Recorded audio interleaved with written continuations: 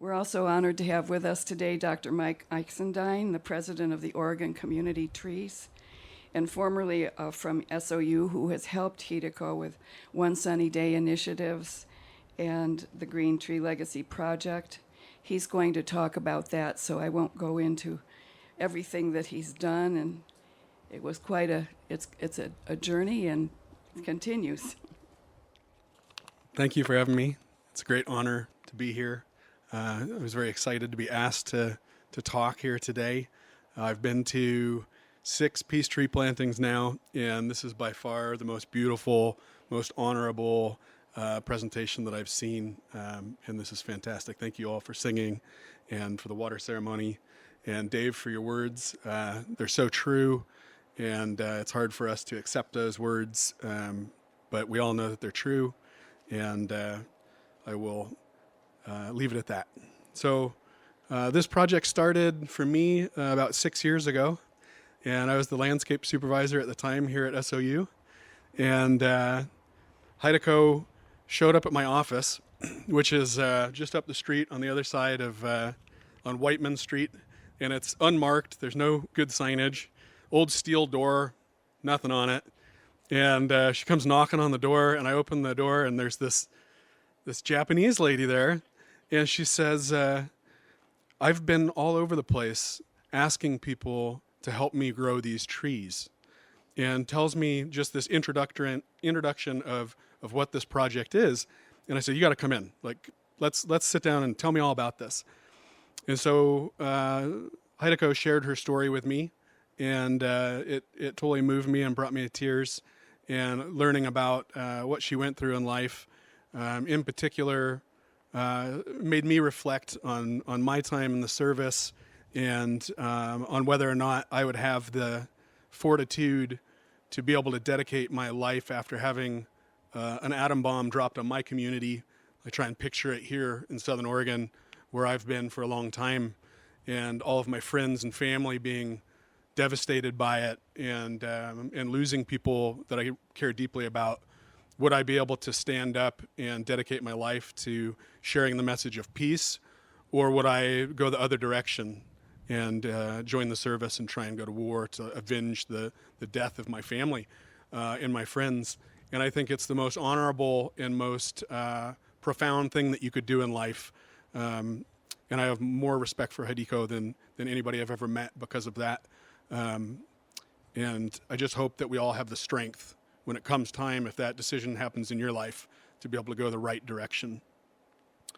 So Hideko came in, we chatted, and she said that she wanted to grow these seeds that we could get from Japan, and all we had to do was write to the Japanese people that are running the Green Legacy Project, and they would send us these seeds that we could germinate, different types of trees, and if I could germinate them in the greenhouse that we had here at the college and keep them, and then we could give them away. We could find people that would want to plant these trees in areas of reflection and quiet, where people could come and visit these trees and really reflect on what the symbolism of the tree and what it means.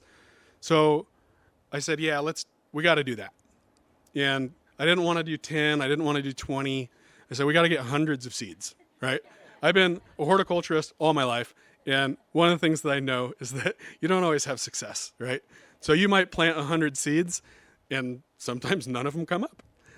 And we got really fortunate that Japan agreed. I think it was the largest order they'd ever had. And they sent us 100 trees of 7 different varieties. And the ones that did the best were the ginkgos and the persimmons and the camphor trees. Unfortunately, camphor trees don't grow in Southern Oregon. They're more of like a Southern California climate tree.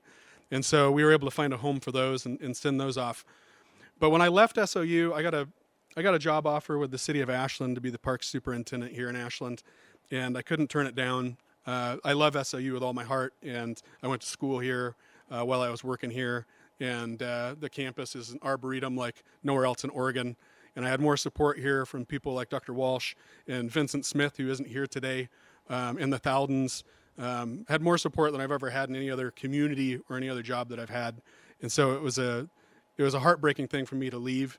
But when I did, I knew that I needed to find another place that was going to care for these trees. And so the trees were about 2 feet tall at that point, the ginkgos and the persimmons. And we hadn't really figured out how we were going to disseminate these trees out into the world. We'd given some away locally, in particular, and to friends of people from the Green Legacy Project and from One Sunny Day Initiative. But I sit on the board for Oregon Community Trees, which is a not-for-profit board in Oregon. It's an advisory board for the Oregon Department of Forestry's Urban Forestry Program. There's 23 of us, and we are regionally diverse. So I represent Southern Oregon, and there's 23 other members that represent other areas of the state. And we work closely with Tree City and Tree Campus USA, of which SOU is a Tree Campus USA. So we decided to use that network through Oregon Community Trees and the Oregon Department of Forestry to partner and find places in cities throughout Oregon that would want to plant one of these trees in places of reverence. And so there's some people that couldn't be here today but deserve a mention, and that's Jennifer Killian, who is the urban forester for the city of Corvallis, who graciously accepted all of the trees, took them to her work and raised them for the next 2 years and cared for them, didn't lose a single tree, which is pretty impressive. Jim Gersbach and Kristen Ramstead both work for the Oregon Department of Forestry.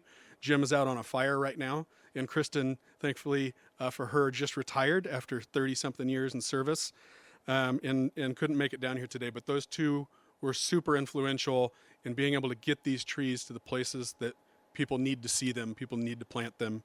And I just want to quickly go over the list of places in Oregon, cities that have planted these trees. The top of the list, this is alphabetical, is Ashland, Oregon. Almsville, which some of you have probably never heard of. Beaverton, Bend, Central Point, Coos Bay. There are 3 in Corvallis in different areas, different parks, including the Martin Luther King Jr. Park, Cottage Grove, Cresswell, Elgin, Gladstone, Grants Pass, Happy Valley, Hillsborough, Hood River, Independence, Klamath Falls, LeGrand, Lake Oswego, Medford, Newburgh, Oregon City, Portland, Redmond, Rogue River, Roseburg, Salem, Seaside, Silverton, Talent, Tillamook, and Turner.